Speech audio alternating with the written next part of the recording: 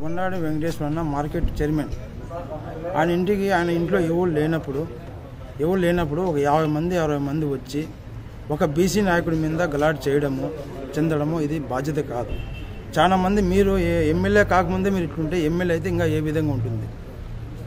ఇంట్లో ఎవరు లేని క్షణంలో వచ్చేసి ఒక 50 మంది 60 మంది వచ్చి మద్యం సీసాలు గలాట్లు రచ్చలు రాళ్లతో ఎవరైనా మనిషి ఉన్నప్పుడు మీరు వచ్చినా దాన్ని సమర్థాను. ఎవరు లేనప్పుడు వచ్చి మీరు ఏం చేద్దామన్నాడు. ఒక నాయ బ్రాహ్మణుల్ని ఒక బీసీ లీడర్ని మీరు ఇంత భయభ్రాంతులు చేసి 50 మంది పంపించి మద్యం సీసాలు గలాట్లు అరాచకాలు ప్రభుత్వం రాకముందే ఇట్లుందే. ప్రభుత్వం వచ్చినాక ఎట్లుంటుంది. ఇంట్లో ఎవరు లేరు నా టైంలో, ఇంట్లో ఎవరు లేని టైంలో చూసి లాక్ మొత్తం సోలార్ అంతా దించేసినాడు. చూడండి, సోలార్ దించేసినాడు, జిప్సీ పలగొట్టేసినాడు, బాలైట్లు ముందర ఫర్నిచర్ అన్ని పలగొట్టేసినాడు. ఒక బీసీ నాయకుడు జరిగిన మీకు ఎలా తెలిసిందేనా? ఇక్కడ వేరే వ్యక్తులు ఫోన్ చేసింటే, ఇంట్లో ఎవరు లేరు, వేరే వ్యక్తులు ఫోన్ చేసింటే మేము వచ్చినాం. ఏమని చెప్పినారనా? ఒక 60-70 మంది ఎవరు లేని చూసి ఇంటి మీద గీట్లు గలాట్లు ఇవన్నీ జరుగుతుందంటే మేము వచ్చినాం.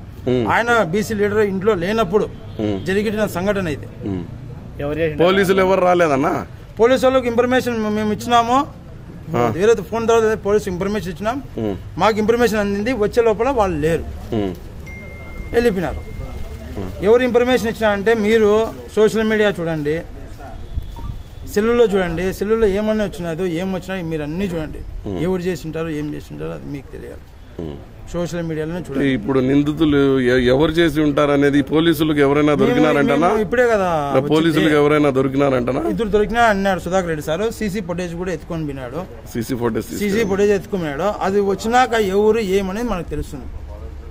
మీ పేరు ఏం పేరు? నా పేరు రవి. మీ పేరు రవినా? ఏమవుతారన్నా? బామర్ది అవుతాను.